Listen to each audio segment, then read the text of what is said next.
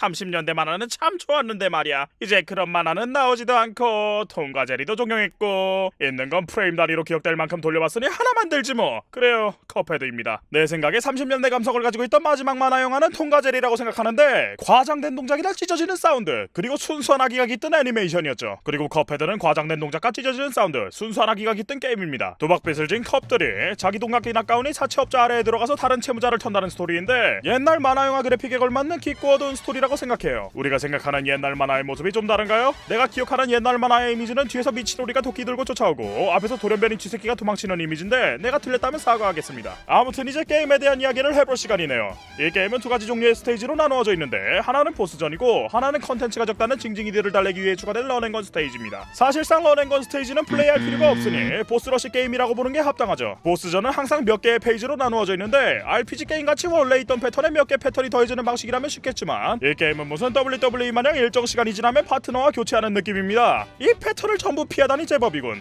하지만 이 녀석이 그렇게 생각할까? 문제는 레슬링 경기가 그렇듯 새로 들어오는 놈들이 연장을 꺼내기 전까지는 뭘 휘두를지 모르기 때문에 처맞고 쓰러진 다음에야 대책을 세울 수 있다는 거예요. 그렇게 그 페이지에 완벽하게 숙달되면 또다시 완벽하게 다른 페이지를 내보내는 겁니다. 심지어 무슨 놈의 패턴이 똑같은 타이밍에 나오는 게 없어요. 볼 때마다 엇박으로 다가오는 패턴이 대부분이라 리듬 게임 마냥 뭘 외운다고 되는 게 아니라고요. 결국 내가 믿을 건 90년대에 멈춰있는 손이랑 당뇨 때문에 실시간으로 시력이 바뀌는 눈뿐이고 난 이 게임이 롱맨 마냥 몇 번 죽었을 때 런앤건 스테이지부터 다시 플레이하는 게임이었었다면 평가를 더 써지 아래쪽에 쳐박았을 거예요. 혹은 헬블레이드와 동급이거나. 이 게임이 이런 불합리한 페이지 시스템을 가졌는데도 계속해서 재도전을 하고 싶은 이유는 페이지 간격이 상대적으로 짧아서 재도전이 지루하지 않게 설계되었기 때문이에요. 게임에 대한 이야기는 했으니 내가 하고 싶은 이야기를 해봐야겠네요. 컵헤드는 꽤나 기념비적인 작품이라 생각해요. 요즘같이 효율을 따지기 시작한 인디게임들이 쏟아져 나오기 시작한 때 이 게임은 효율이라고 눈꼽만큼도 생각하지 않고 자신들이 하고 싶은 걸 했거든요. 요새 나오는 게임들을 보면 인디게임의 세대가 변했다는 것을 실감하게 됩니다. 1세대의 인디게임들은 자기가 하고 싶은 걸 했죠. 브레이드의 제작자는 플레이어들이 자신이 전하고자 한 메시지를 이야기를 원했고 론 서바이버의 제작자는